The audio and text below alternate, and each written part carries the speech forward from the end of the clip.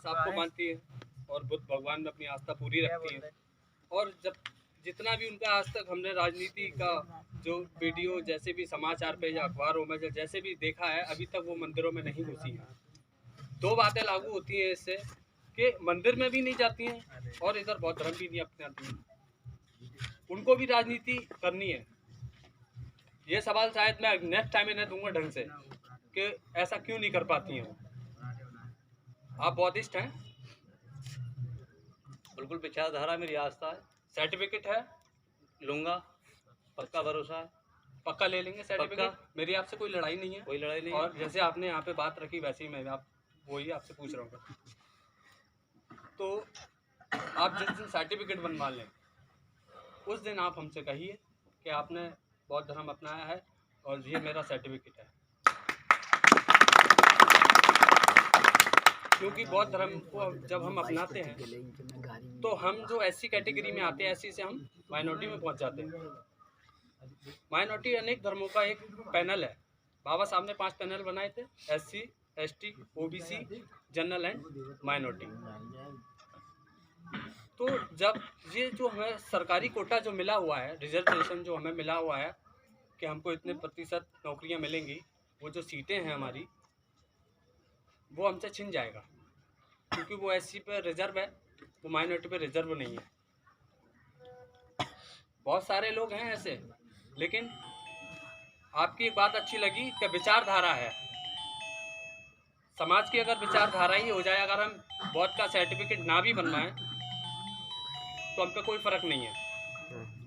लेकिन हमको सर्टिफिकेट बनवाएं या ना बनवाएं, विचारधारा हमको बाबा साहब की और भगवान बुद्ध की रखनी चाहिए। क्योंकि इनकी ही विचारधारा हमको श्रेष्ठ इंसान बनाती हैं।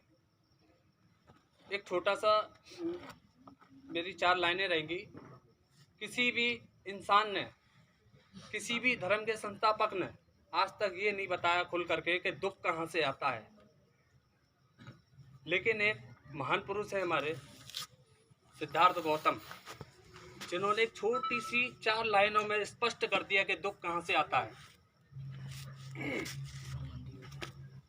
एक एग्जाम्पल है, अगर यहाँ से लेके एक वायर डाला जाए और एक बल्ब का साइड से इंतजाम किया जाए, लाइट अगर यहाँ से कट हो गई है और यहाँ चेक कर रहे हैं, यहाँ चेक करेंगे, यहाँ भी करेंगे, यहाँ भी करेंगे, यहाँ भी करेंगे, बस वहीं चेक नहीं करेंगे यहाँ से कटा हुआ है, तो लाइट आ जाएगी?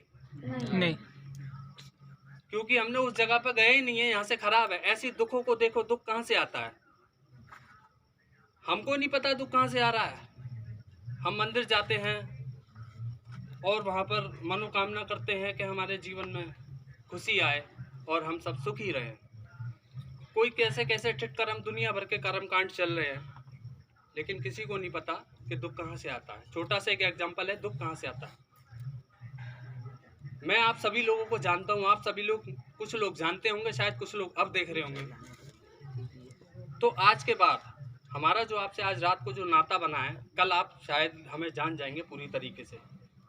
अगर मुझको कुछ होता है तो दुख आपको जरूर होगा। इतना तो होगा ही कि यार बड़ा प्यारा बच्चा था या फिर बड़ा बुरा ही बच्चा था। लेकिन जिस इंसान की डेथ हो जाए, जिस इंसान को तुम जानते ही नहीं हो, तो आपको क्या फर्क है? कोई फर्क नहीं है। दिल्ली में 20 आदमी मर जाए, आपको क्या फर्क है? नहीं फर्क है। लेकिन कोई संबंधी अगर आपका खत्म हो जाए या उसको चोट लग जाए या उसकी हड्डी टूट जाए तो आपको दुख तुरंत पैदा होगा, क्योंकि वो अपना है। तो मेरा मानना यह है कि दुख आता है रिश्तों से, नातों से। और दुख अगर इस तरीके से आता है तो फिर दुख निश्चित तय है, हमारे जीवन में हमेशा रहेगा, क्योंकि हमने बनाया है। क्योंकि हमें दुख तो रिश्ते से ही मिल रहा है और रिश्ते हम बनाते हैं, तो दुख नहीं जा सकता, ये तो भूल जाओ। लेकिन कुछ अच्छे काम करने से हम थोड़ा अच्छा अपना जीवन बिता सकते हैं, लोगों को प्रेरणा दे सकते हैं कि वो भी ऐसे थे। ज़्यादा कुछ नहीं करना होता है। दुख का बस यही है मेरा सबसे बड़ा मानना। और एक होता है कुदरती दुख, जो हमारे शरीर में रेगुलर आता है। हमारे घर में नहीं आया, किसी दूसरे के घर में आया है, पैदाइशी दुख। और एक दुख वहाँ से, जहाँ से हम गाड़ी चला रहे हैं, हमें होश ही नहीं है, दिमाग की कमी की वजह से एक्सीडेंट हो गया, यहाँ दुख पैदा हो गया। दुख यहाँ से आते हैं। अब जब दुख हमें सब दिख रहे हैं कि दुख किसकी वजह से आया, उसने हमारा बेटा मारा, हमारे बेटे का वहाँ एक्सीडेंट हो गया, हमारी तो वहाँ जायदाद लुट गई। तो दुख यहाँ से आ रहा, हम जा रहे मंदिर में, तो वहाँ से दुख थोड़ी आया है जो यहाँ से चला जाएगा। दुख यहाँ से नहीं आया है, दुख देख भी रहे हो लेकिन जानना नहीं चाहते हो कि कहाँ से आ रहा है दुख की। मैं बस यही लाइन कहना चाहता था बस। और सभी को जय भीम और नमो बुद्धाय।